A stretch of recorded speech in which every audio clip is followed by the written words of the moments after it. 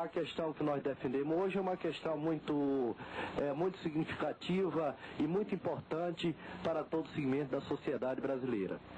O meu trabalho é, como eu já disse, diretamente um trabalho com os seringueiros, junto com os povos da floresta, que são índios e seringueiros. E esse é um trabalho que eu tenho realizado, é um trabalho de mais de 15 anos aproximadamente, e eu comecei de uma forma isolada nesse trabalho em 69.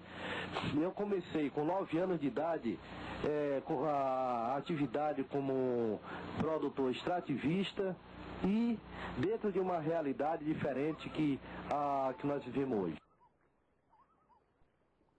De 72 a 78, em Chapuri, compreendendo também o município de Brasileia, mas isso aconteceu basicamente em Chapuri, foram destruídas pelo fogo e os motosserras do latifúndio 180 mil árvores de seringueiras, 80 mil árvores de castanheiras e mais de 1.200.000 outras espécies de madeiras de lei.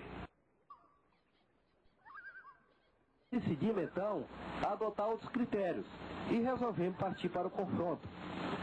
E pela primeira vez, em março de 86, no município de Brasileia, nós se reunimos em mutirões, aproximadamente 160 homens, e resolvemos fazer um mutirão para um empate de derrubada. O que significa empate? O empate seria uma forma que nós descobrimos dos seringueiros se organizarem em mutirões, se deslocarem por locais do desmatamento e se colocarem entre os peões e a floresta, e desmobilizar os seus acampamentos, dialogar com eles e forçar a sua retirada.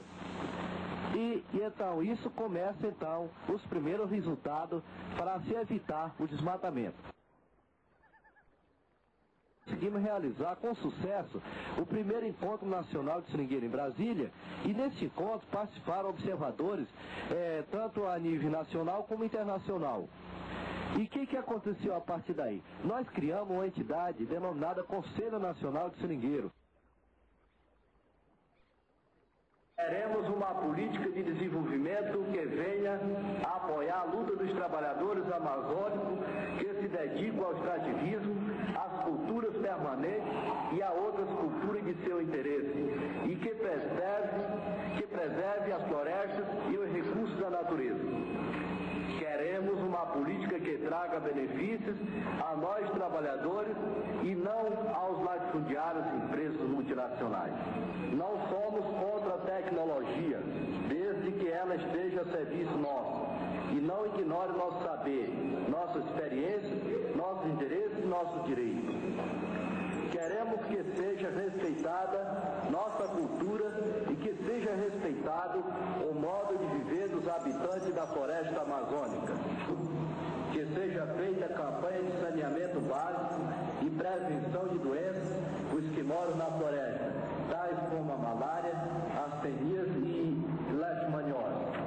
Que sejam respeitadas as decisões do 4º Congresso Nacional dos Trabalhadores Rurais no que diz respeito ao modelo específico de reforma agrária para a Amazônia, que garanta o mínimo de 300 hectares e o máximo de 500 hectares por colocação, e obedecendo à realidade extrativista da região. Que os seringueiros tenham assegurado o direito de enviar seus delegados à Assembleia Nacional Constituinte para defender uma legislação florestal e fundiária de acordo com suas necessidades específicas.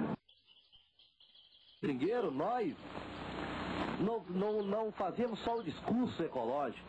Nós não queremos transformar a Amazônia num santuário.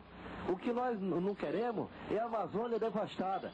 E aí se pergunta, e qual é a proposta que vocês têm? E nós então começamos a discutir além da questão da luta pela defesa contra o desmatamento, nós começamos então a apresentar a proposta alternativa para a conservação da Amazônia. E essa proposta se baseia hoje na criação das reservas extrativistas. Os seringueiros não interessam, não querem nem interessam um título de propriedade. Nós não queremos título nenhum, nem um documento de terra. O que nós queremos é que a terra passe, seja do domínio da União e usufruto para os seringueiros, os habitantes da floresta. E nós apresentamos a alternativa economicamente viável quando nós colocamos a questão de se priorizar os vários produtos extrativistas que hoje existe na Amazônia, que sempre existiram e que hoje estão ameaçados e que nunca foram levados a sério pela política do governo brasileiro. Quando a gente falar em destruição, eu não coloquei essa questão das madeireiras, mas o problema é o seguinte: as madeireiras começam a partir de 80. E as áreas mais afetadas foram exatamente as áreas onde tinha mais acesso à rodovia. Algumas regiões onde não tem rio, onde não tem estrada, essas regiões felizmente ainda não foram afetadas.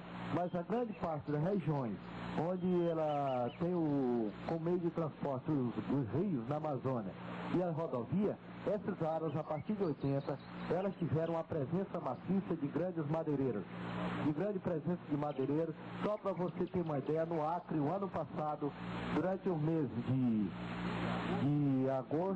julho a agosto, saiu diariamente 300 metros cúbicos de mogno do Acre e com destino e essa madeira vai para os mercados dos Estados Unidos, do Japão e outros países da Europa.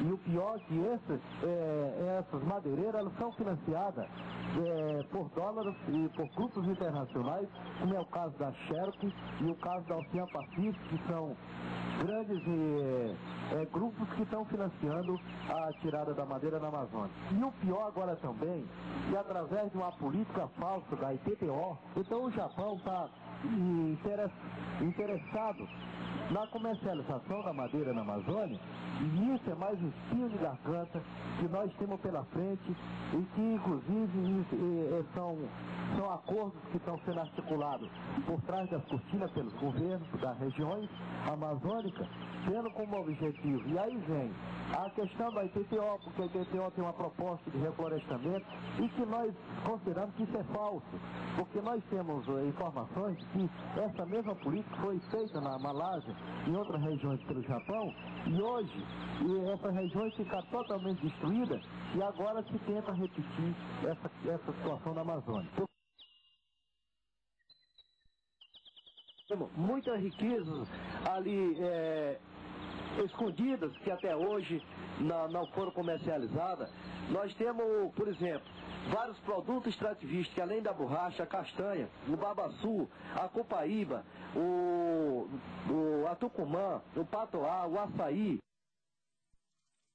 Hoje, para vocês terem uma ideia, sob o comando da UVR, vários pistoleiros estão sendo espalhados por toda aquela região para tentar eliminar algumas lideranças nossas.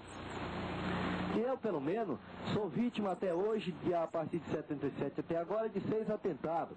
Felizmente, por incrível que pareça, escapei de todos eles. Nós estamos num perigo muito iminente. Nós estamos vendo cadáveres caindo e com possibilidade de cair muito mais. Vocês sabem muito bem que o grupo da Fazenda Paraná hoje, que amedronta toda a população de Chapuri e depois chegar a mim, nós não tememos, porque nós sabemos que hoje, por exemplo, se eles matam de nós temos 100, 200, 300 lideranças para tocar o trabalho para frente.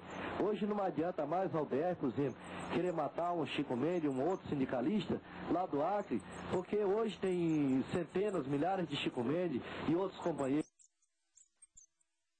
O objetivo, enfim, é trazer uma mensagem para vocês, no sentido de que, na medida do possível, vocês procurem sensibilizar outras pessoas nessa grande causa que nós defendemos. Porque a questão da Amazônia, como eu já disse, é uma questão que interessa a todo o segmento da sociedade brasileira. Ou seja, todos nós somos brasileiros. Quer dizer, o Acre não é um outro país, o Acre é Brasil hoje. E ele é Brasil porque exatamente foi uma conquista dos próprios acreanos naquela época. E é preciso que todos os brasileiros hoje se derem as mãos para defender uma causa tão importante que é a defesa da Amazônia.